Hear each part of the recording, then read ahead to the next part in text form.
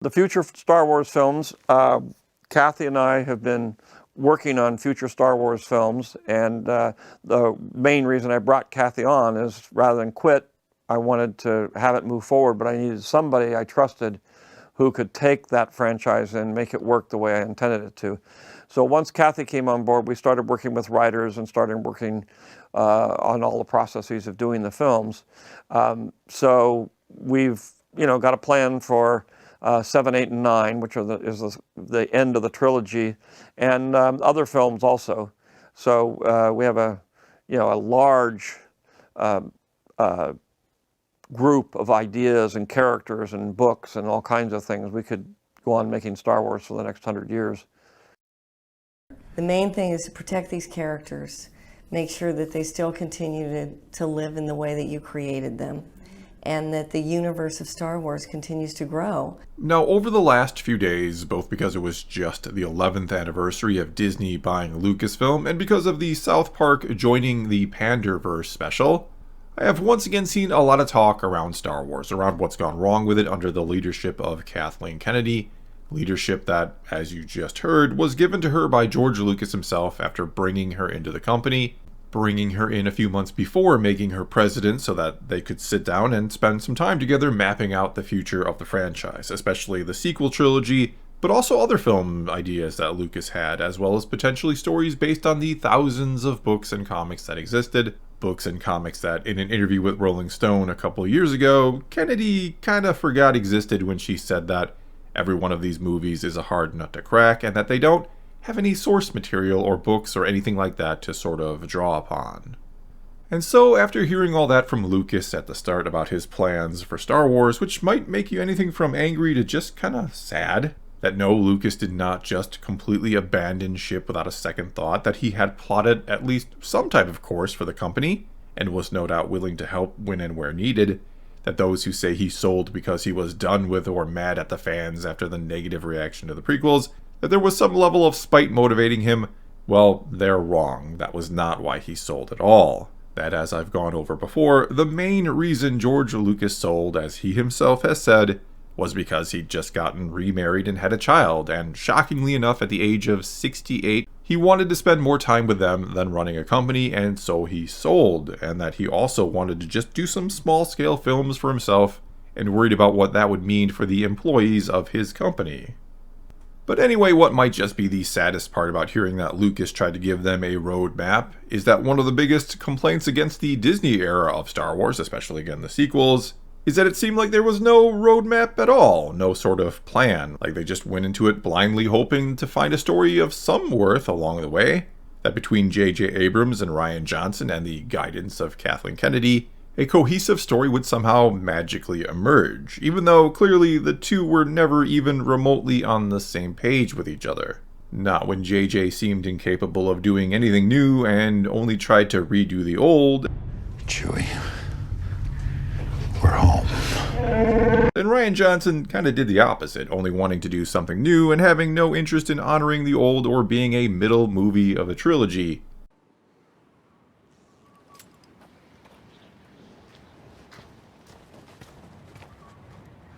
Even admitting in an interview with The Atlantic that he wanted to give his film a hell of an ending, despite being the middle chapter.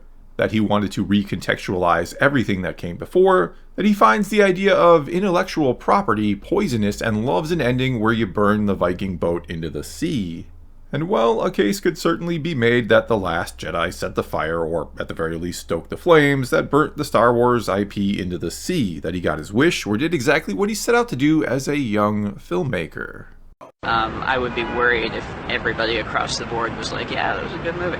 It's much more exciting to me when you get, a group of people who are like coming up to you and really, really excited about it. And then there are other people who walk out literally saying that was the worst movie I've ever seen. Having those two extremes to me is the mark of the type of movie that I want to make. And considering the split we have in the Star Wars fanbase today, one in large part caused by his film, by The Last Jedi, he was certainly successful at that. He made exactly the type of movie he described or set out to make, again as a young filmmaker, And that guy was, of course, hired by Kathleen Kennedy. And no, I'm not trying to imply she knew that was the type of movie he wanted to make, or that she had seen that clip beforehand and knew his potential mindset going into the project. Only that, as president of Lucasfilm, one would really think the last thing she'd ever want is for a film to split the fan base, to split or turn away some of your customer base. And that, as again president, which I think assumes being a fan of the property you're making on some level at least, you gotta like Star Wars to some degree to make it, right? You would therefore think you would have been able to recognize the potential pitfalls of making that film. That you would have foresaw that some of your fellow fans were not going to appreciate some of it, and even if you personally think the story was great, it might not, again as president of the company, be the best idea or be in your best interest to make that film. Or maybe you should have potentially heeded those in the company who were trying to tell you not to make this film, that it might be a mistake. And I can't imagine that there wasn't someone at Lucasfilm, or hopefully a few someones, that tried to warn her what might happen if that film was made. But of course, all that's assuming Kathleen Kennedy is even a fan of Star Wars in the first place and would be able to recognize and or understand any of the potential problems that might arise from making that film. Were you always a Star Wars fan? I was a Star Wars fan in the fact that I had already decided to become a film major in college when the movie came out. And there's no question that it was a groundbreaking movie. I mean, what George Lucas created right from the moment New Hope was released, I think anybody and everybody, certainly that was studying film like I was, recognized that he had created something that was a complete and total game changer. And in all reality, what you just heard and saw there was Kathleen Kennedy admitting that no, she hasn't always been a fan of Star Wars. Which, you almost got to admire that honesty, right? She could have, and probably should have, gone with the easy and obvious answer to that question. That of course she was always a fan of Star Wars, that she loved it from the start, and that seeing it in 1977 as a film major in college, that it changed her life, and it's a dream come true to be running the company George Lucas created, to be running the company created by the man who changed the film industry forever.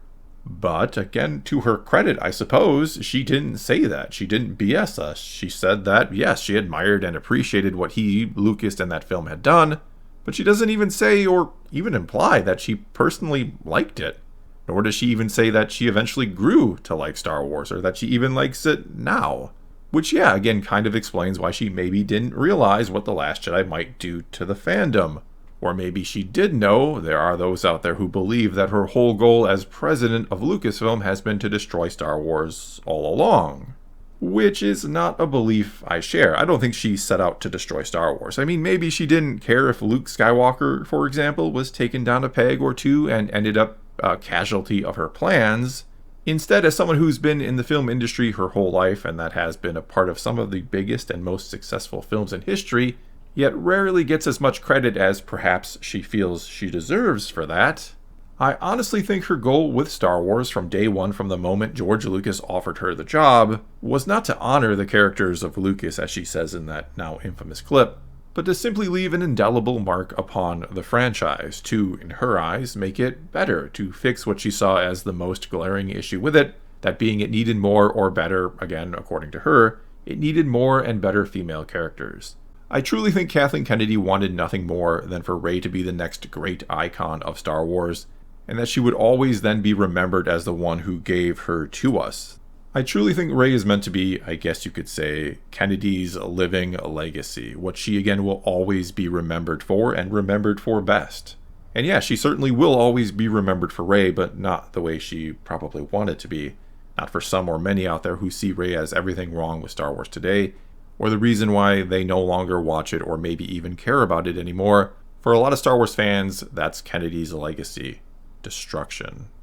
And I think the biggest mistake Kennedy made along the way, why she is in the position she is now, and why Star Wars is in the position it is now, is because she somehow thought she could do better than George Lucas did.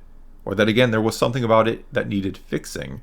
Even though I think it's clear she's not exactly a fan of it, and thus likely doesn't understand what truly makes it or made it special. Nor do I think she understands just how many female Star Wars fans were already out there, and that, yeah, a lot of them recognized the pandering. They recognized how Rey was this sort of self-insert character, destined to save the Star Wars galaxy, just like she, Kennedy, felt destined to save Star Wars in the real world.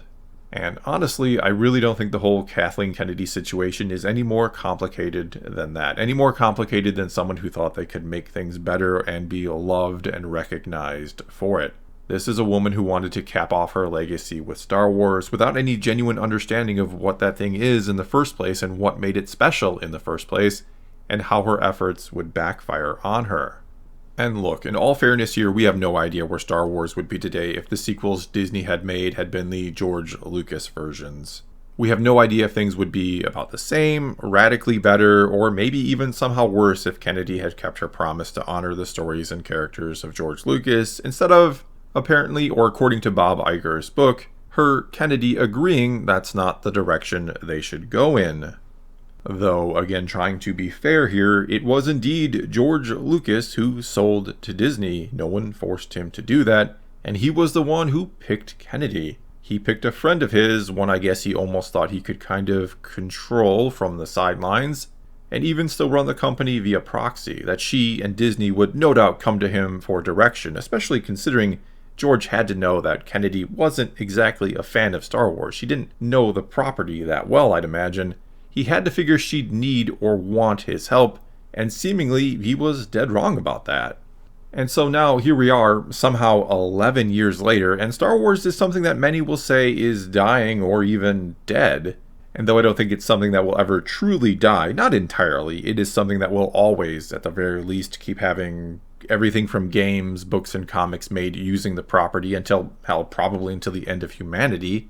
But even though it'll never fully die, there's no doubt that it is not as healthy as it could and should be, or likely would be if under the right type of management. There's no doubt it faces an uncertain future, even when the day comes that Kathleen Kennedy finally steps away or is forced away from the company, which is why that day needs to come sooner rather than later if Star Wars is ever to have a truly bright future ahead of it.